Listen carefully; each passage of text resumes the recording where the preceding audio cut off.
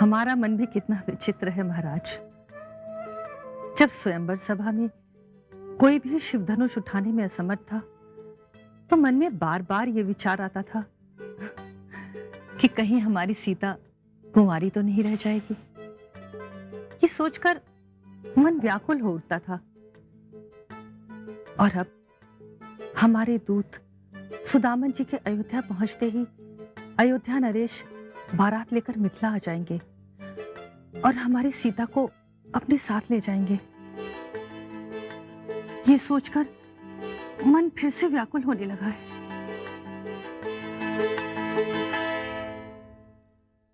कहते हैं मनुष्य के 5 प्राण होते हैं। मेरे लिए राम, लक्ष्मण, भरत, शत्रुघ्न और कैकेयी तुम सब मेरे 5 प्राण हो। महाराज, महाराज। आओ सुमित्रा। महाराज, मिथिला नरेश महाराज जनक का दूत आपसे मिलने आया है। महाराज जनक का दूत? हाँ महाराज, मिथिला का दूत बहुत ही शुभ संदेश लेकर आया है। ऐसा क्या शुभ संदेश है महारानी सुमित्रा, जिसके कारण आप इतनी प्रसन्न दिखाई दे रही हैं? बात ही ऐसी है महाराज, आप सुनेंगे तो आप भी प्रसन्नता से खिल उठेंगे। तो शीघ्र बताओ सुमित्रा, वो शुभ संदेश क्या है? महाराज, हमारे पुत्र राम और जनक कन्या सीता का विवाह तय हो गया है। सच?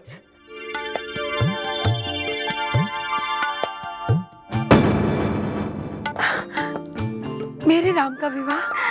हाँ कैकेयी, मैं दीदी को ये शुभ संदेश देकर आती हूँ।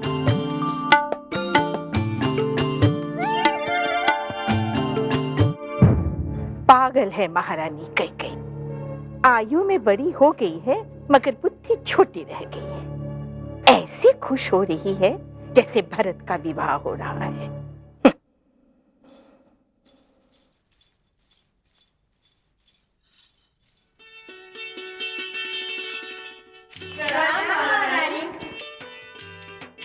अरे तुम सब यहाँ क्या कर रही हो?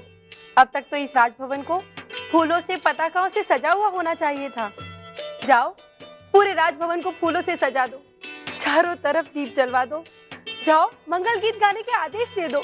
जाओ, पूरी अयोध्या नगरी को सजवा दो, पूरी अयोध्या नगरी को सजवा दो। मिथिला से जो दूत आया है, अवश्य वो कोई शुभ संदेश लाया है, जो महारानी कैकेयी इतनी खुश है। कौशलानंदन राम का विवाह जनक नंदिनी से होने वाला है। सुदामन जी, इस समाचार से केवल हम नहीं, सारी अयोध्या प्रसन्न हुई है। अब आप हमें महाराज जनक का शुभ संदेश सुनाइए। जी महाराज। श्री युक्त अयोध्या नरेश को जनक का प्रणाम। प्रेम ऋषि विश्वामित्र की आज्ञा से अब हम आपसे प्रार्थना करते हैं कि विवाह समारोह के लिए आप अपने गुरु, पुरोहित, मंत्री, सेवक, संबंधी सबके साथ मिथिला में पधार कर हमें अनुग्रहित करें। आपके दर्शनाभिलाषी जनक। गुरुदेव, आप निर्णय लीजिए। जैसा आप कहेंगे हम वैसा ही करेंगे। राजन, विवाह केवल लड़के लड़की का नहीं होता, 2 परिवारों का होता है। और ये संबंध बहुत ही शुभ है। राजन, जिसके चारों पुत्र विनम्र हों, धर्मपालक हों और श्रेष्ठ चरित्र हो, उसके पास सुख संपत्ति बिना बुलाए ऐसे चली आती है जैसे नदी बिना बुलाए समुद्र के पास चली जाती है। अतः राजन, आप संकोच त्याग दें। बहू के घर में आने का अर्थ है सुख समृद्धि का घर में आना। बहू का स्वागत करने के लिए बारात सजाइए महाराज। जो आ गया गुरुदेव। दीदी आज मैं बहुत खुश हूँ, मैं बहुत खुश हूँ दीदी, मैं बहुत खुश हूँ। क्या बात है केकई, बताओ तो सही। दीदी दीदी हमारे राम का विवाह तय हुआ है मिथिला की राजकुमारी जानकी के साथ। तुम सच कह रही हो केकई? हाँ दीदी, हमारे राम का विवाह होगा।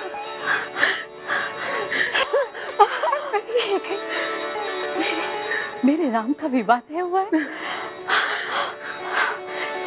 मेरे राम का विवाह होगा? हाँ दीदी, हमारे राम का विवाह होगा। तभी तभी ये नगरवासी इतनी खुशियां मना रहे हैं। ईश्वर बड़ा कृपालु है केकई, ईश्वर बड़ा कृपालु है। उसने हमें बेटा दिया है और अब बहू के रूप में वो हमें बेटी दे रहा है।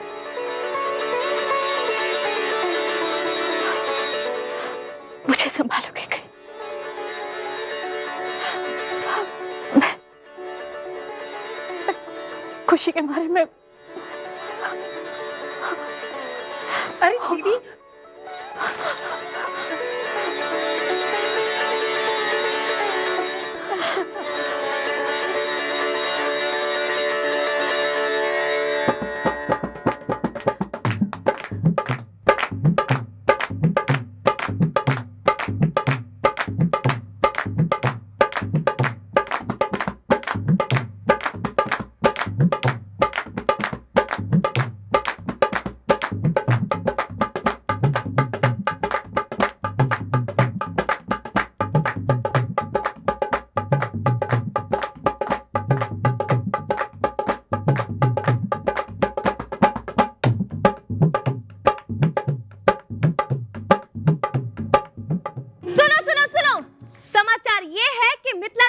मंत्री दूत बनकर और ढेर सारे नजराने लेकर अयोध्या गए हैं,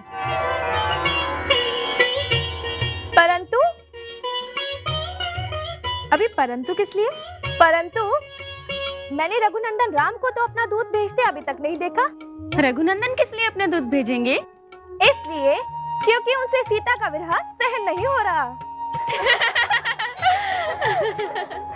फिर मैंने सोचा कि उन्हें दूत भेजने की क्या आवश्यकता है, उनके तरकश में कई दूत हैं। तरकश से एक बाण निकाला, उसको चिट्ठी बांधी और धनुष से बाण छोड़ दिया। बाण अयोध्या में और चिट्ठी अयोध्या नरेश के हाथ में। पिताजी, आप बारात लेकर शीघ्र अतिशीघ्र चले आइए। मैंने शिव धनुष भंग किया, भृगश्रेष्ठ परशुराम जी के क्रोध को शांत किया, परंतु मैं स्वयं अशांत हूँ, क्योंकि मैथिली सीते मेरे सामने होते हुए भी मुझसे बहुत दूर है।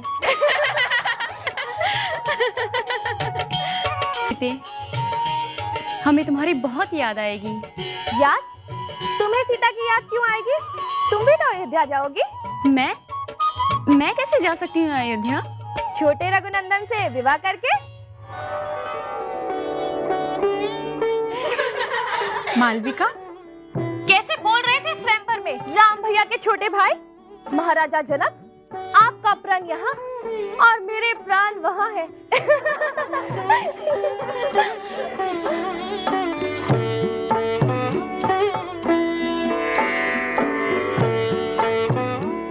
उर्मिला, यदि तुम मेरे साथ अयोध्या चलोगी तो मुझे बहुत संतोष होगा। फिर मुझे ऐसा कभी नहीं लगेगा कि मैं मायका छोड़कर ससुराल आ गई हूँ। तुम कहोगी तो मैं तुम्हारे और सौमित्र लक्ष्मण जी के विवाह की बात माँ और पिताजी से करूंगी।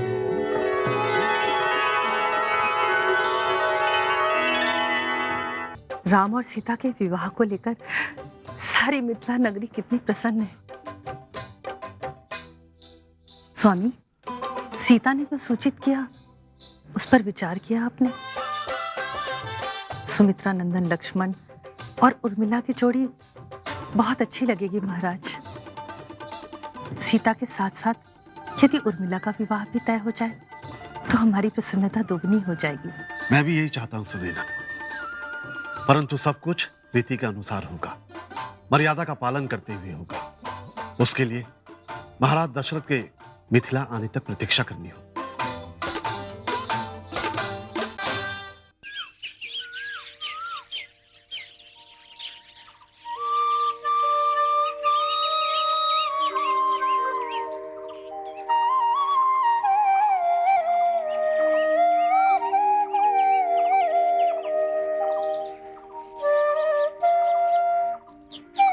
भैया, मिथिला नरेश का दूत अयोध्या पहुंच गया होगा ना? अब तक तो आपके विवाह की खबर पूरे अयोध्या में फैल गई होगी। कितने खुश होंगे हमारी माताएं और पिताजी। पिताजी तो शीघ्र अतिशीघ्र बारात लेके मिथिला आएंगे। मैं भी यही चाहता हूँ लक्ष्मण। उनके आते ही विवाह शुरू और संपन्न। तुम विवाह का सोच रहे हो लक्ष्मण?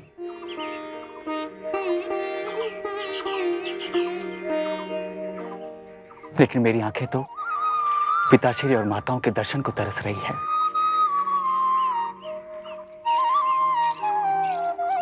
जब हम गुरुश्रेष्ठ के साथ अयोध्या से निकले थे, तब पिताश्री और माताएं कितनी व्याकुल थीं। लक्ष्मण, जब हमारी माएं ममता से हमारे सिर पे हाथ फेरती हैं, तो हमारी सारी थकान मिट जाती है। और जब हम अपने पिताश्री के चरण छूते हैं, तो ईश्वर के चरणों का साक्षात्कार होता है। चलो लक्ष्मण, गुरुश्रेष्ठ हमारी प्रतीक्षा कर रहे होंगे।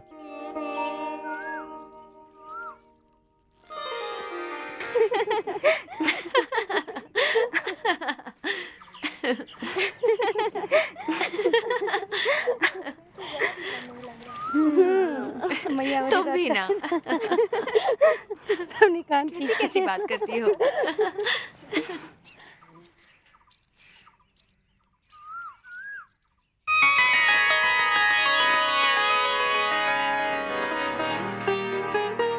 मैं जानती थी उर्मिला, राम भैया अपने छोटे भाई के साथ इस समय पुष्प वाटिका में आते हैं, इसलिए मैं जिद करके तुम्हें अपने साथ लेकर आई।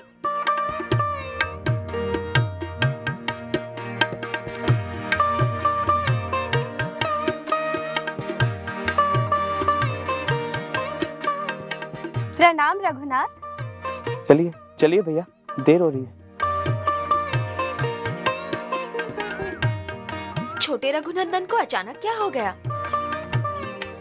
प्रेम के साक्षात्कार से डर गए। परंतु छोटे रघुनंदन के मन में उर्मिला के लिए प्रेम की मृदु भावना जाग गई है। हम कैसे पता लगा पाएंगे मालविके? यदि छोटे रघुनंदन ने उर्मिला को पलटकर देख लिया, तो समझ जाना कि उर्मिला ने उनके हृदय में स्थान बना लिया है।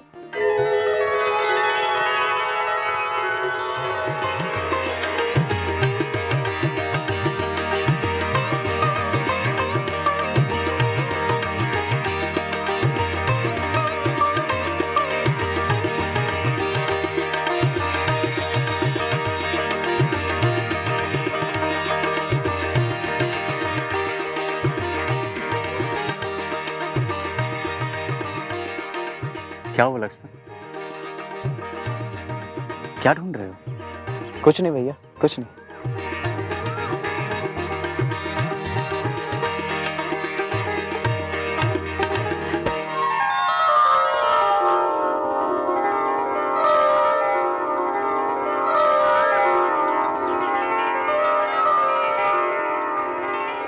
दीदी, उर्मिला ने सुमित्रा नंदन के मन में जगह बना ली।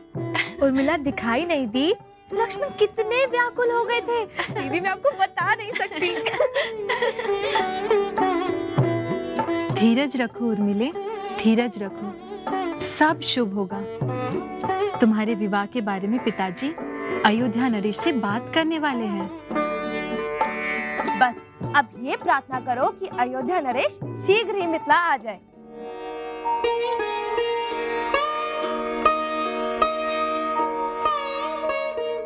जाओ राम, अब आराम करो।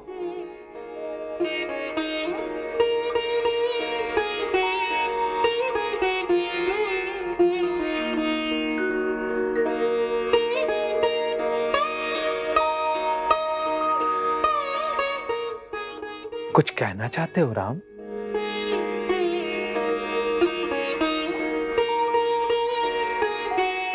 गुरुश्रेष्ठ, आपसे प्रार्थना करनी है। हम चारों भाई 7 जन्म में 7 पले और 7 शिक्षा ली है, लेकिन अब विवाह तुम्हारा अकेले का हो रहा है, यही ना? आप सर्वज्ञ हैं गुरुश्रेष्ठ। तुम सदा अपने भाइयों के बारे में सोचते हो, फिर ऐसे सुखद और शुभ समय पर अपने भाइयों को कैसे भूल सकते हो? तुम चारों भाइयों का विवाह एक साथ हो, यही चाहते हो ना तुम? गुरुश्रेष्ठ, लक्ष्मण परछाई की तरह हमारे साथ रहा है। यदि आप जानकी की बहन उर्मिला के साथ लक्ष्मण के विवाह की बात रखते हैं, तो ना ही पिताश्री ना कहेंगे और ना ही महाराजा जनक। जैसा तुम चाहोगे वैसा ही होगा राम।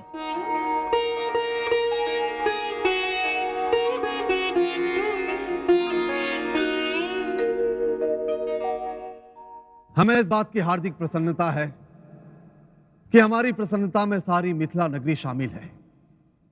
अमात्य सुदामन ने हमारा संदेश अयोध्या नरेश को दे दिया होगा और वो शीघ्र ही बारात लेकर मिथिला पहुंच जाएंगे। उनका स्वागत, दिव्य स्वागत होना चाहिए। ऐसा ही होगा महाराज।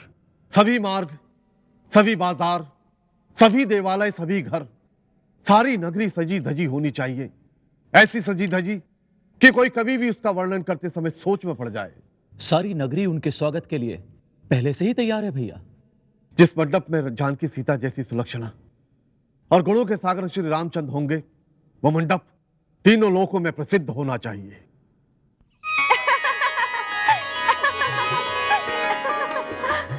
तुम्हें नहीं लगता मांडवी, उर्मिला बार बार पुष्प वाटिका में आने लगी है? सोचती होगी छोटे रघुनंदन से भेंट हो जाए।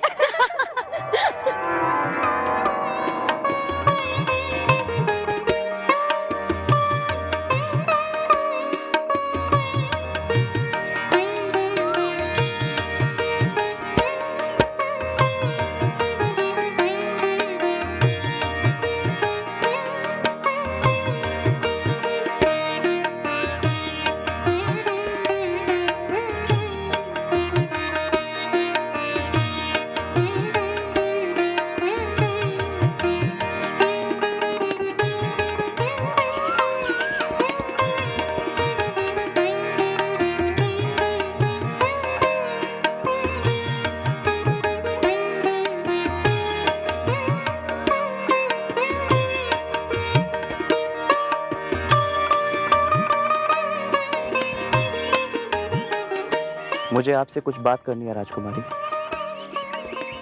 ये छोटे रघुनंदन सदा क्रोध में क्यों रहते हैं? बोलते भी क्रोध में हैं। कदाचित मेरे और आपके विवाह की बात चलेगी, लेकिन मैं आपसे विवाह नहीं करना चाहता।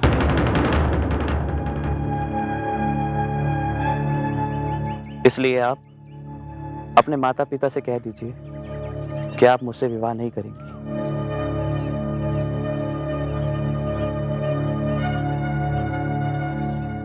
आप मुझसे विवाह नहीं करना चाहते तो आप अपने मन की बात अपने माता पिता को बता दीजिए। मैं मर्यादा का उल्लंघन नहीं कर सकता। मैं अपने आप को धोखा नहीं देना चाहती। आप समझती क्यों नहीं? मैं अपने आप को राम भैया को समर्पित कर चुका हूं।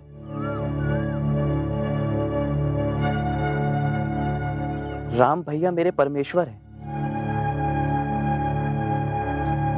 मैं अपने आप को भैया से दूर नहीं रख सकूंगा। परछाई की तरह भैया के साथ रहूंगा। इसलिए तो मैं विवाह ही नहीं करना चाहता, क्योंकि मैं जानता हूं कि मैं अपनी पत्नी को सुख नहीं दे सकूंगा।